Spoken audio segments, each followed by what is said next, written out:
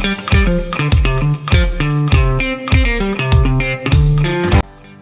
Everyone, welcome back to my channel UP coders में। ये हमारा सेकंड लेक्चर होने वाला है आज जावा का। कल हमने पढ़ा था कि जावा क्या होता है, इसके यूज़ क्या क्या होते हैं। जावा के नॉर्मल सा प्रोग्राम रन कराया था, जेडीके और कोड एडिटर्स के बारे में जाना था। आज हमारा थोड़ा सा लेवल अप होने वाला है। आज चूँकि हमने कल 0 लेवल पढ़ा था, तो आज हम 0.1 पे चल रहे होंगे। ठीक है, आज हम क्या देखेंगे, आज की क्लास में हम देखेंगे कमेंट्स क्या होते हैं, वेरिएबल्स क्या होता है, डेटा टाइप्स क्या होते हैं, कॉन्स्टेंट्स क्या होता है, आउटपुट क्या होता है और इनपुट क्या होता है। वैसे तो आउटपुट के बारे में हम पहले भी डिस्कस कर चुके हैं, बट आज थोड़ा सा डीप जानेंगे। ठीक है, और चलते हैं फिर।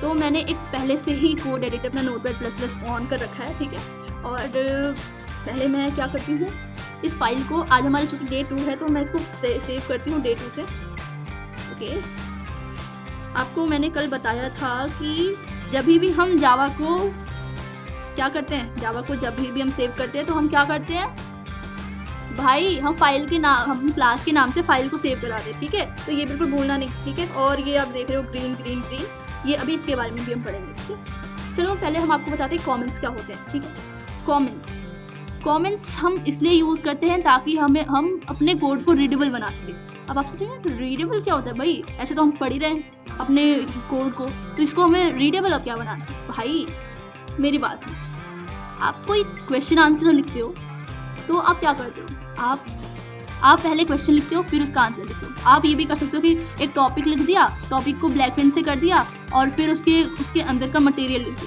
भाई आप उसके जो मटेरियल को हेडिंग क्यों देते हो, ताकि आपको ये पता चले कि किस चीज़ का आप मटेरियल पढ़ रहे हो। I mean, आप क्या पढ़ रहे हो। लाइक आपने लिख दिया कि ठोस क्या होता है, सॉलिड क्या होता है, तो सॉलिड का आपने हेडिंग दे दिया, फिर आप लिखोगे हाँ सॉलिड क्या होता है, सॉलिड के बारे में आप डिफाइन करोगे।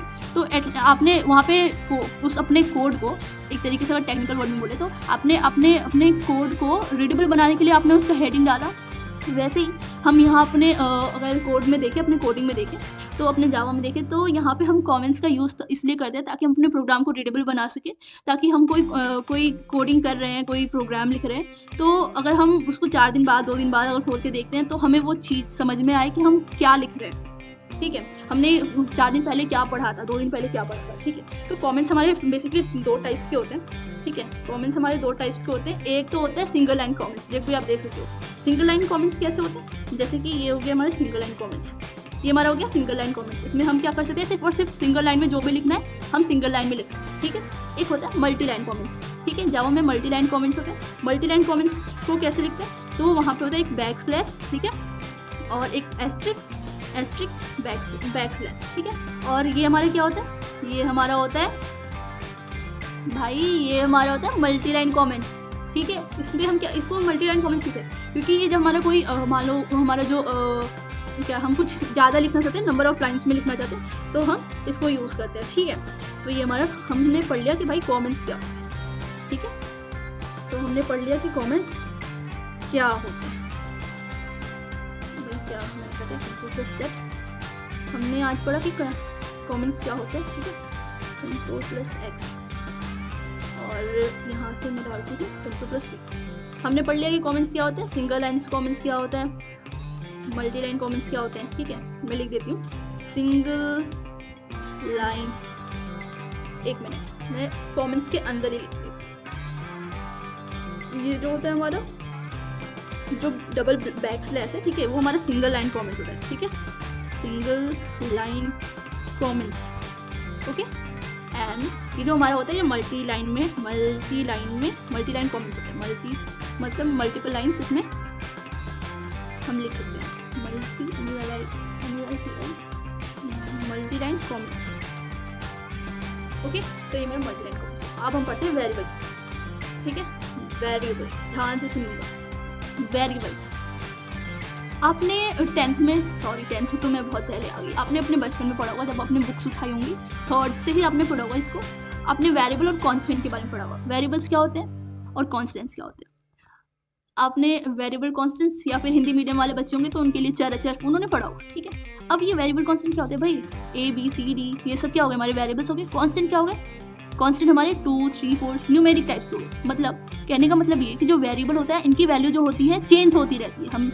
हमने बीजगणित पढ़ा होगा तो उसमें हम क्या करते थे, हम उसमें एक्स की वैल्यू देते थे, वाई की वैल्यू देते थे, किसी की वैल्यू, मान लो राम ने इतना काम किया तो इसकी एक्स गुना काम किया, तो इतना कुछ हम करते थे। हम क्या करते थे जिसमें हमें एक्स की वैल्यू पता नहीं होती थी, या फिर हम एक्स की वैल्यू को उसमें क्या करते थे, डिक्लेयर करते थे। सेम है तो यहाँ पे हम क्या कर रहे हैं, हम वेरिएबल में क्या करते हैं, वेरिएबल्स को देते हैं, इसमें हम वैल्यूज़ को कंटेन कराते हैं, ठीक है।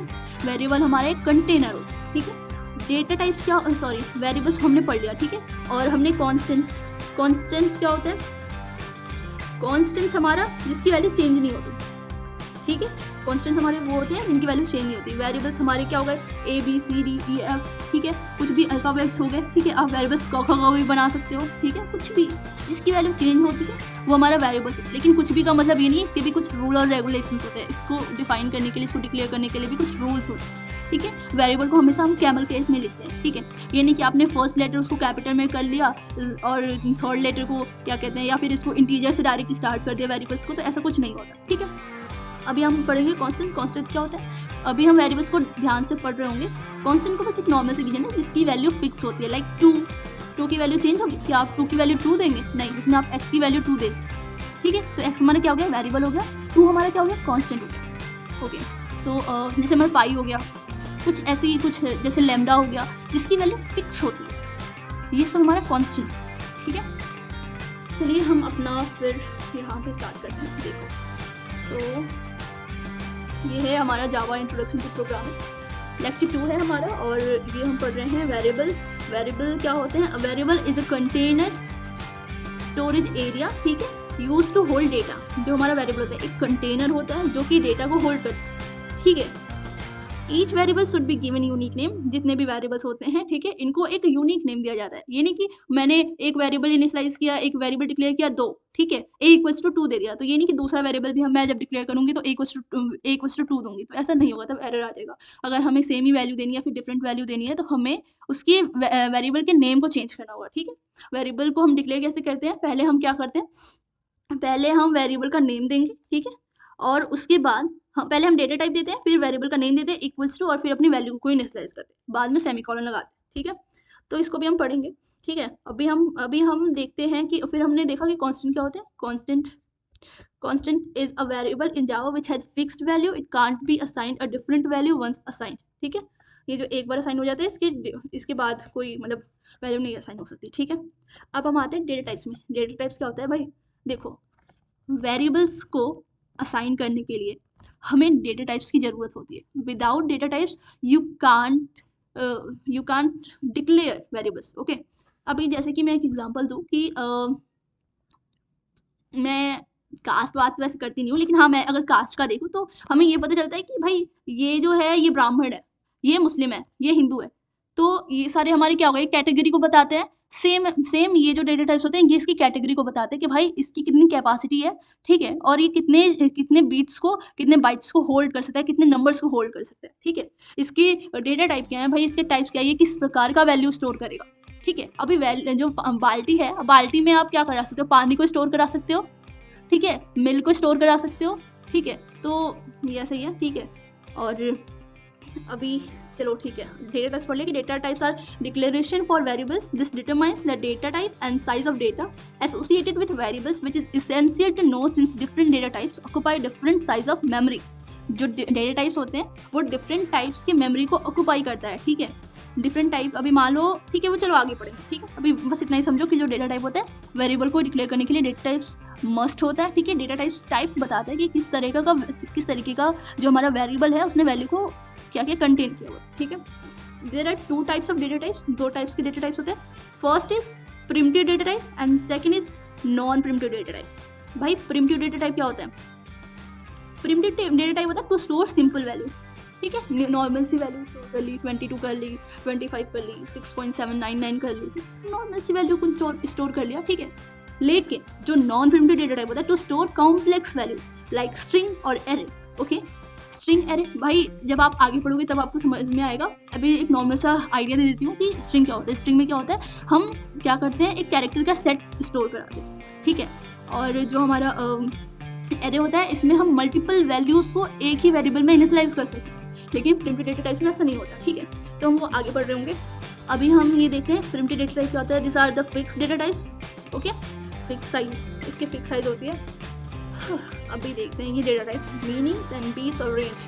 आपको सिर्फ यही जानना है कि डेटा टाइप्स कितने टाइप्स के होते हैं, मतलब प्रिमिटिव डेटा टाइप कितने टाइप्स के होते हैं।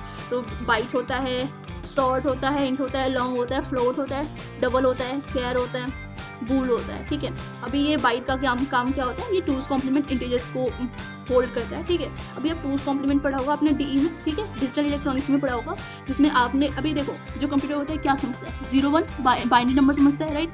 अभी 0-1 का अगर आप वंस कॉम्प्लीमेंट निकालोगे तो क्या होगा, 0-1 का अगर आप वंस कॉम्प्लीमेंट निकालते हो तो क्या होगा, देखो 0-1 का अगर आप I didn't find, I think I haven't find, okay, ठीक है, चलो छोड़ो यार। देखो मेरी बात इतना समझो कि जो हमारा कंप्यूटर होता है वो 0-1 समझता है, बाइनरी नंबर समझता है, क्योंकि हमारे जो सॉफ्टवेयर वो भी, जो हमारा कोड होगा वो भी उससे 0-1 में ही कम्युनिकेट करेगा। ठीक है, तो जब हम प्रोग्रामिंग लैंग्वेज लिखते हैं, जो हम कोड करते हैं, ये डायरेक्ट हमारे कंप्यूटर से इंटरेक्ट नहीं करता, ये पहले कंपाइलर होता है, फिर जो कंपाइलर होता है इसको, जो कंप्यूटर रीडेबल लैंग्वेज होती है, बाइनरी नंबर होता है, उसमें उसको कन्वर्ट करता है। उसके बाद जो हमारा कंप्यूटर होता है, हमारा जो CPU होता है, मदरबोर्ड होता है, जो भी होता है, वो उसको प्रोसेस करता है, फिर हमें वो आउटपुट देता है, फिर वो समझता है। ठीक है, तो देखो बाइट्स होते हैं टूज कॉम्प्लीमेंट इंटीजर्स। ठीक है, बाइनरी नंबर को अगर तुम बाइनरी नंबर को वंस कॉम्प्लीमेंट में चेंज करना है तो तुम क्या करोगे, बाइनरी नंबर 0-1 होती है, राइट, तो जो 0 होगा वो 1 हो जाता है और जो 1 होता है वो 0 हो जाता है वंस कॉम्प्लीमेंट। ठीक है, और अगर तुम्हें टूज कॉम्प्लीमेंट निकालना है तो जो वंस कॉम्प्लीमेंट होता है उसमें +1 तुमको ऐड करना है, तो वो तुम्हारा टूज कॉम्प्लीमेंट निकल जाएगा। ठीक है, बाइट, अभी इसमें आपको ये ध्यान देने की जरूरत नहीं है कि टूज कॉम्प्लीमेंट क्या होता है, वंस कॉम्प्लीमेंट क्या होता है, बिल्कुल भी ध्यान देने की जरूरत नहीं है। बस आप इतना समझो कि जो बाइट होती है, ठीक है, ये भी एक इंटीजर को ही क्या कहते हैं, स्टोर कराती है, एंड शॉर्ट भी इंटीजर को ही स्टोर कराती है। ठीक है, लेकिन एक रेंज में कराती है। लाइक देखो ये जो बाइट होती है, इसकी जो साइज होती है वो 1 बाइट्स की होती है। ठीक है, और ये 128 से लेके 127 यानी कि 128 to 127 वैल्यूज इंटीजर को स्टोर कराते हैं। ठीक है, अभी आपने इसको अगर 100 दे दिया, 127 दे दिया, स्टोर कर, लेकिन अगर आपने बाइट को अगर 500 दे दिया तो ये स्टोर नहीं करा पाएगा। ठीक है, सॉर्ट क्या करता है, ये क्या करता है, -32,000 से 32,000 तक। ठीक है, -32 से +32,000 तक ये स्टोर कराता है। ठीक है, ये 2 बाइट्स के होते हैं। ठीक है, इंट क्या होता है, ये 4 बाइट का होता है जावा में, जो कि -2 बिलियन से 2 बिलियन तक कराता है। ठीक है, इसमें प्लस माइनस अभी होता है। ठीक है, लॉन्ग क्या कराता है, ये और भी मिलियंस ट्रिलियंस वैल्यू को स्टोर कराता है। तो ये अपने अकॉर्डिंग सभी इंटीजर्स को स्टोर कराते हैं। ठीक है, न्यूमेरिक वैल्यूज को स्टोर कराते हैं। ठीक है, जो फ्लोट होता है ये अप टू 7 डेसिमल डिजिट्स को प्रिंट कराता है। ठीक है, अब आप कहोगे कि भाई डेसिमल मीन्स, देखो जो हमारा फ्लोट होता है, ठीक है, ये सारे मैं जो बता रही हूँ सारे कीवर्ड हैं, इनका हम यूज़ करेंगे। ठीक है, जो फ्लोटिंग पॉइंट होता है, ठीक है, ये 4 बाइट्स का होता है, और इसमें मान लीजिए हमने दे दिया 7.666। ठीक है, तो ये तो इसको स्टोर करा है, लेकिन अगर हमारे 7 पॉइंट के बाद से अगर बहुत सारे डिजिट्स आ गए, 4 7 6 9 9 8 टाइम्स आ गया, 9 टाइम्स आ गया, तो ये फ्लोट काम नहीं करेगा। ठीक है, तब हम यूज़ करेंगे डबल का। ठीक है, वो आपको यूज़ करना पड़ेगा। ठीक है, ठीक है, ओके, डबल हम अप टू 16 डेसिमल डिजिट्स के लिए यूज़ करते हैं। ठीक है, कैर हमारा ABC, ठीक है, जो भी कैरेक्टर हो गया ABC, जो भी अल्फ़ाबेट्स हो गए, जो भी अगर आपने क भी लगा दिया तो भी ये स्टोर कराएगा। ठीक है, इसमें कुछ स्पेशल कैरेक्टर जैसे @ और डॉलर्स, ठीक है, इन सब सिम्बल्स को भी कंटेन करता है। ठीक है, ठीक है, ठीक है, ओके। अभी बूल क्या होता है, बूल एक बूलियन होता है। ठीक है, ट्रू और फॉल्स। ठीक है, हम कहते हैं ना, ये सिर्फ भाई बूल जो होता है वो बस ये बताता है कि तुम सच हो या फिर झूठे हो, सच्चे और झूठे की पहचान करता है ये बूलियन। ठीक है, तो इसमें ये भी सही है। ठीक है, अभी आगे पढ़ते हैं। नॉन प्रिमिटिव डेटा टाइप्स क्या होते हैं, these are of variable size and are usually declared with a new keyword. जो हमारा नॉन प्रिमिटिव डेटा टाइप्स होता है, ये हमारा न्यू कीवर्ड्स के साथ हम इसको डिक्लेयर करते हैं। आगे पढ़ रहे हैं इसके बारे में। ठीक है, अभी आप बस इतना समझो कि ये न्यू कीवर्ड के साथ हम इसको इनिशियलाइज करते हैं नॉन प्रिमिटिव डेटा टाइप को, और ये जो होते हैं वो स्ट्रिंग और एरे होते हैं। इनके बारे में मैंने पहले ही बता दिया। ठीक है, कॉन्स्टेंट पढ़ लिया हमने, और अब हम कर रहे होंगे कुछ असाइनमेंट्स। ठीक है, तो हम कर रहे होंगे कुछ असाइनमेंट्स। तो हमारा फर्स्ट क्वेश्चन क्या है, फर्स्ट क्वेश्चन है try to declare meaningful variables to each type. Example, a variable named age should be a numeric type, int और फ्लोट, नॉट बाइट। ओके, तो इस Ctrl+C हम इस क्वेश्चन को कॉपी करते हैं ताकि आपको भी मिल सके। और ये हमने सारा पढ़ ही लिया आई थिंक, या ठीक है। Ctrl+V और हमारा ये क्वेश्चन क्या है, असाइनमेंट्स करते हैं कुछ।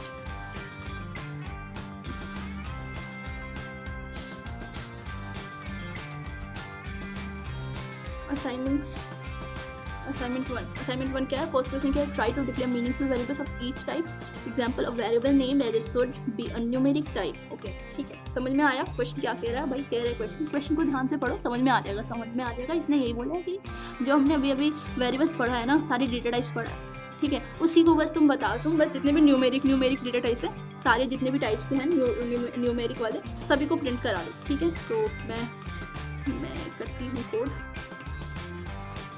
मैंने पहले करा था ना, तो क्यों ना हम उसमें से कॉपी कर लें।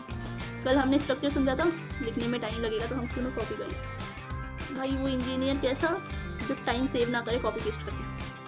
लो ठीक है, हमने ये कर लिया। ये हम इस कोड का नाम चेंज करेंगे, मेन है ना, ये हमारा क्या आएगा, ये हमारा आएगा डे 2, क्योंकि आज डे 2 है और हमने डे 2 से इसको सेव किया है।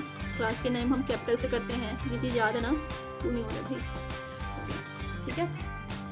अब हम क्या पढ़ रहे हैं, हम पढ़ रहे हैं डेटा टाइप्स, ठीक है। अब चलो आगे बढ़ते हैं। ओके सो हमारा क्वेश्चन क्या है, ये है, ठीक है। सारे टाइप्स के हम क्या करते हैं, डिक्लेयर कर देते हैं। तो पहले हमने क्या पढ़ा था, पहले बार देख लेते हैं एक बार। ये हमने पढ़ा था, ठीक है, बाइट सॉर्ट इनटू क्या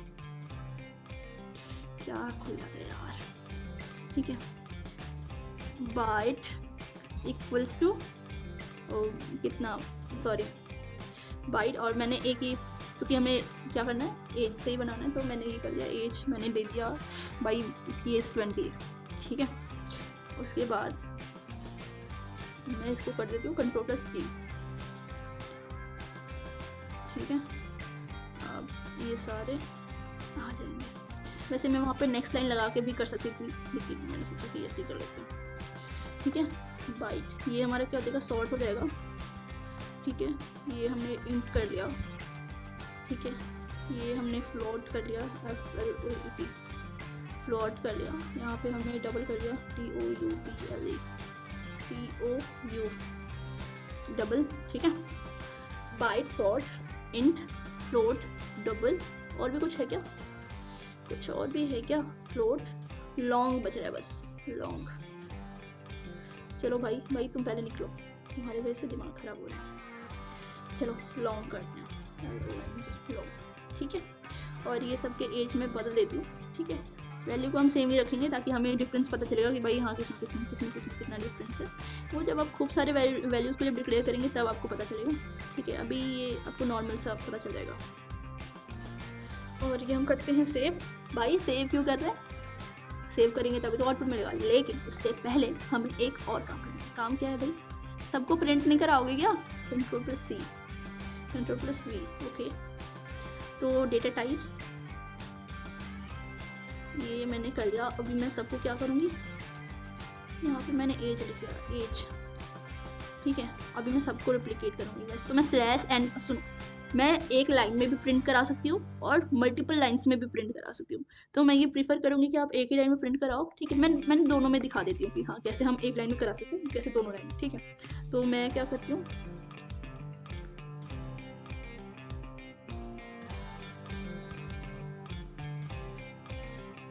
ठीक है, इतना कर लिया। अभी मैं एक ही लाइन में इसमें प्रिंट कराती हूँ, ठीक है। इसमें बाकी का प्रिंट कराऊंगी, एज 1, ठीक है। और ये देखिए कि \n से, ठीक है, \n से हम क्या कराते हैं, न्यू लाइन में प्रिंट कराते हैं। तो ये चीज़ आप बिल्कुल मत भूलिएगा, ठीक है। और यहाँ पे मैंने एज 2 डाल दी, ठीक है। अभी हम ऐसे करके बहुत सारा यूज़ कर सकते थे, लेकिन ऐसे क्लीन नहीं लगेगा और आपको पता नहीं समझ में आएगा कि नहीं, समझ में तो आ जाएगा, ईजी है, ठीक है। एज 5 तक कराई थी ना, देखा गलती कर रहे थे हम और आपने हमें बताया भी ना, 5 and 6, ओके। सो मैं यहाँ यहाँ पे फिल कर देती हूँ यार, ठीक है। और सबसे मेन बात क्या बताओ ज़रा, सेमीकोलन नहीं खोलना है, एज 6। ओके, फाइनली कोड को एक बार देख लेते हैं, सब कुछ सही है।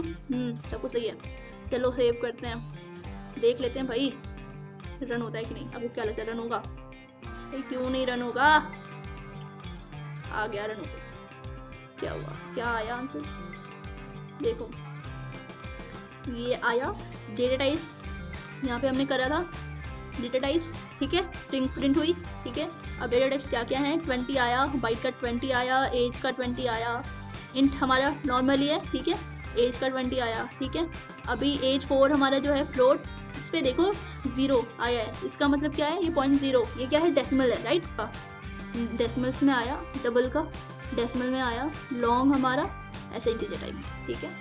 समझ में आया, ठीक है। बैक स्लैश से जो भी था हमारा न्यू लाइन में प्रिंट हो गया, ठीक है। अगर हम सेम लाइन में प्रिंट कराते तो बैक स्लैश एन नहीं लगाते, ठीक है। तो हमने फर्स्ट क्वेश्चन कंप्लीट कर लिया अपना। ओके, नाउ बढ़ते हैं नेक्स्ट क्वेश्चन की तरफ। इसको हम क्या करेंगे, कमेंट आउट करेंगे, इसीलिए हम मल्टी कमेंट्स का यूज़ करते हैं, ठीक है। ठीक है, कमेंट कर लिया। अब सेकंड क्वेश्चन देखते हैं। सेकंड क्वेश्चन क्या है, सेकंड क्वेश्चन है make a program that takes the radius of a circle as a input, calculates its radius and area and prints it as output to the user. Okay, let's do it. Ctrl+V. Okay, भाई second problem क्या कह रही है, कि भाई एक programme लिखो जो रेडियस लेता हो इनपुट, ठीक है। तो इनपुट हमने भी तो पढ़ा तो है नहीं, तो हम पहले इनपुट के बारे में समझते हैं कि इनपुट क्या होता है। Input given by user.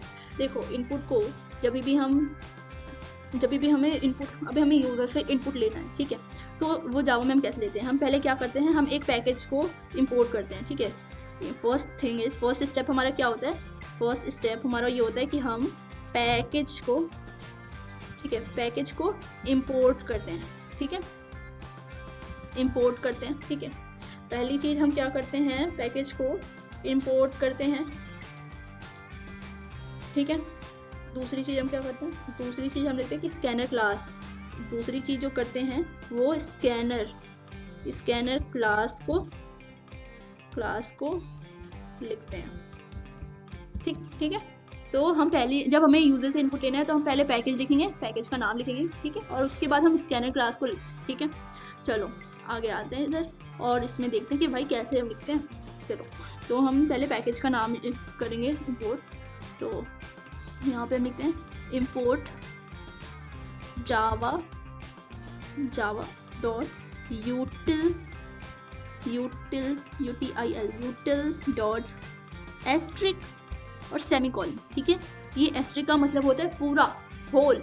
आपने HTML CSS पढ़ा होगा तो उसमें आपने देखा होगा कि जब आप बॉडी को या फिर किसी को CSS देते हो तो जब आप डॉट लगाते हो तो वो सिर्फ उतने ही पैरामीटर में होता है, ठीक है, उतने ही एरिया में होता है। लेकिन अगर आप जब एस्ट्रिक का यूज़ करते हो तो वो पूरी की पूरी उसका जो भी बॉडी होती है सारी बॉडी में फैल जाती है उसकी, ठीक है। जो भी वेबसाइट का बॉडी होता है, वेब पेज की जो बॉडी होती है, ठीक है। तो वैसे ये भी है, पूरी की पूरी फाइल को ये बिल्कुल इसमें सारे ये इंपोर्ट कर देगी जावा को, ठीक है। अब हम करते हैं, अब हम क्या करेंगे, अपना फिर फंक्शन डिक्लेयर करेंगे, सॉरी अपना ये लिखेंगे, ठीक है। तो हमें इतना चाहिए तो हम ले लेते हैं इससे और Ctrl+V करते हैं, ठीक है। हमने क्या किया, फिर से वही ले लिया, ऑब्वियसली लिखेंगे मेन, पहले हमने क्लास लिया फिर मेन फंक्शन लिख लिया, main function is important, right. Okay, अब हम क्या लिखते हैं, इसको नीचे करते हैं, ठीक है। अब हम स्कैनर क्लास को इंपोर्ट करेंगे। स्कैनर क्लास का क्या होता है, स्कैनर क्लास को इंपोर्ट करने के लिए हम सबसे पहले लिखते हैं scanner, SCANNER, scanner, SC = new scanner, ठीक है। और पैरेंथेसिस के अंदर system.in, ओके। तो ये हमारा क्लास हो गया इंपोर्ट, ठीक है। स्कैनर जो हमारा, सॉरी इंपोर्ट तो हमने यहाँ पे ही कर दिया था, ये हमने जो स्कैनर, हाँ स्कैनर क्लास को इसमें डाल दिया, ठीक है, सही, हाँ सही बोला मैंने, इंपोर्ट कर दिया। अब हम क्या करेंगे, यहाँ पे SC ये नहीं कि SC की जगह पे आप कुछ भी यूज़ नहीं कर सकते भाई। यहाँ पे अगर आप OBJ भी यूज़ करते हो ना तो भी ये चलेगा, लेकिन अभी एक मैं समझाने के लिए बता रही हूँ कि ये SC का यूज़ करोगे।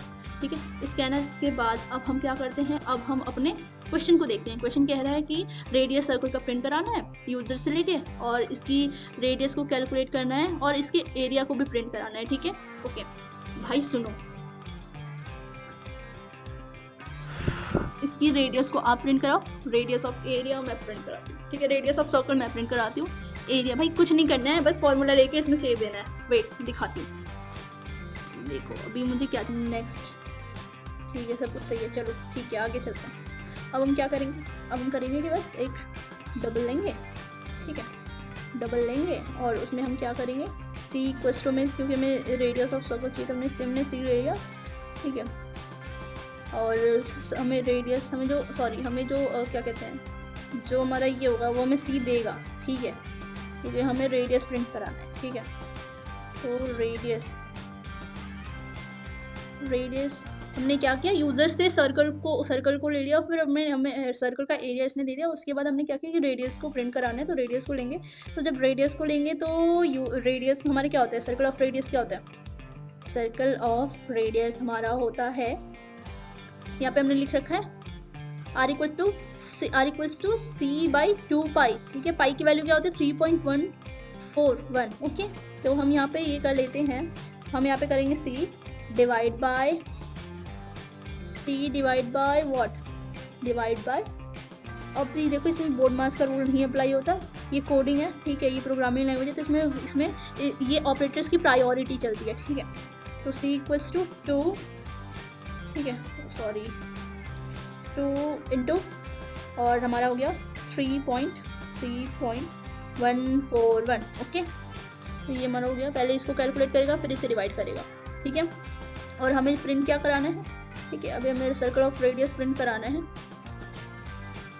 ठीक है, अभी हम यहाँ पे रेडियस प्रिंट करा रहे हैं, मैंने पहले से इसको लिख रखा था, अभी इसको प्रिंट करा के देखते हैं।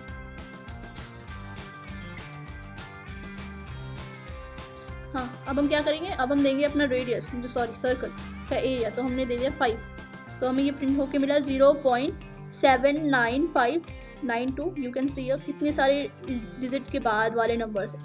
ठीक है, तो इसलिए हम डबल का यूज़ करते हैं। आई होप आपको अच्छे से समझ में आया होगा। ठीक है, अब हम नेक्स्ट क्वेश्चन की तरफ बढ़ते हैं, या हम कमेंट आउट कर देते हैं ताकि बाद में प्रॉब्लम ना हो। ठीक है, और हम यहाँ पे कमेंट आउट नहीं करते। ठीक है, अब हम क्या करेंगे, नेक्स्ट क्वेश्चन हमारा क्या है, नेक्स्ट क्वेश्चन हमारा है कि make a program that prints the table of number that is input by the user. ठीक है, तो इसको हम बहुत ही इजीली करेंगे जब हम लूप्स वगैरह पढ़ लेंगे तो, लेकिन अब इसमें है क्वेश्चन तो हम क्यों ना कर ले सॉल्व। लेकिन इसको इजी तरीके से भी हम कर सकते हैं लूप का यूज़ करके। जो यहाँ पे हम 10 लाइन्स लिखेंगे, ठीक है, उसमें हम क्या करेंगे, उसमें हम सिर्फ और सिर्फ 3-4 लाइनों में ख़त्म कर लेंगे। ठीक है, तो आगे चलते हैं, और make a program that prints the table of that is input by the user. ठीक है, बस हम क्या करना है, इनपुट ले लेना है यूजर से, तो हम इसको ही कॉपी कर लेते हैं। ठीक है, Ctrl+C Ctrl+V। ठीक है, इंपोर्ट कर लिया, पब्लिकली क्लास लिख दिया, क्लास के नेम को लिख लिया। ठीक है, static void main function declare कर लिया। ठीक है, अभी हमने स्कैनर क्लास को भी लिख लिया। अब हमें क्या लिखना है, हम यहाँ पे इंट का यूज़ करेंगे। इंट का यूज़ इसलिए करेंगे क्योंकि भाई हमें फ्लोटिंग पॉइंट तो मिलेगा नहीं टेबल में। ठीक है, और ओके, अभी यहाँ पे हम यूज़र से n ले लेते हैं। ठीक है, इस टाइम हम यूज़र से n लेंगे, और se.next_int, यहाँ पे जो पहला लेटर होता है वो कैपिटल में होता है। ठीक है, उसके बाद वाले सारे स्मॉल में होते हैं। ठीक है, और हो गया। अब हम नेक्स्ट क्या लिखते हैं, अब हम सारे में क्या करेंगे, प्रिंट करा देंगे। ठीक है, तो हम इसमें प्रिंट स्टेटमेंट का यूज़ करेंगे। प्रिंट स्टेटमेंट को भी इधर से कोई कॉपी करते हैं, Ctrl+C Ctrl+V। ठीक है, तो इसके अंदर हम स्ट्रिंग भी दे देते हैं ताकि आपको अच्छे से रीडेबिलिटी रहे कोड की। और मैं यहाँ लिख देती हूँ टेबल ऑफ इक्वल्स टू, और यहाँ पे प्लस कर देते हैं जो हमारा यूज़र ने देगा, जो जिस चीज़ का उसको टेबल चाहिए। ठीक है, अभी हम सारे के सारे सिर्फ 2 की ही टेबल प्रिंट कराएगा, 2 में मल्टीप्लाई करेगा। यहाँ पे हम सारा n करेंगे। ठीक है, क्योंकि हमें n नंबर ऑफ टेबल चाहिए। ठीक है, हमें n यूज़र देता है और हमें वही चाहिए। मैं आपने थोड़ी सी गलती कर दी, I am really very sorry for that, but अब ये सही हो गया। Now you can see, wait I run again. Okay, तो यहाँ पे मैं देती हूँ 4, 4 की टेबल प्रिंट होगा, 4 दुनिया 4 12 16 20 24 28 32 36 40, ठीक है। तो ये अभी मैं अगर इसमें 10 की टेबल प्रिंट कर रहा हूँ, ठीक है, मुझे 10 की टेबल चाहिए, ठीक है, तो मैं यहाँ पे 10 की टेबल प्रिंट करा रही हूँ। तो ये आप देख सकते हो 10 की टेबल प्रिंट करेगा 20 30 40 50 60 70 80 90 100, ठीक है। तो आई होप आपको क्लास हमारी अच्छी लगी होगी और आपने ये सारे क्वेश्चन सॉल्व कर लिए मेरे साथ, और मैंने आज आपको बताया कि मल्टीलाइन फॉर्मेट्स क्या होते हैं, वेरिएबल क्या होते हैं, कांस्टेंट क्या होते हैं, ठीक है। तो आउटपुट हमने कल ही पढ़ा था, system dot out dot println होता है, ये हम हमेशा आउटपुट के लिए यूज़ करते हैं, ठीक है, जो कि हमारे अपने आप ही कवर हो गया। और हमें इनपुट के भी बारे में जाना, इसके लिए हम क्या करते हैं, पैकेज को इम्पोर्ट करते हैं, स्कैनर क्लास को लिखते हैं, ठीक है। और हमने यहाँ पे सारे डेटा टाइप्स को देखा, हमने अपना असाइनमेंट कंप्लीट किया। सो आज की क्लास आई होप आप सबको समझ में आई होगी, और आई होप आप सारे क्वेश्चंस को अच्छे से कर रहे होंगे। Okay guys, so till then keep learning and keep exploring.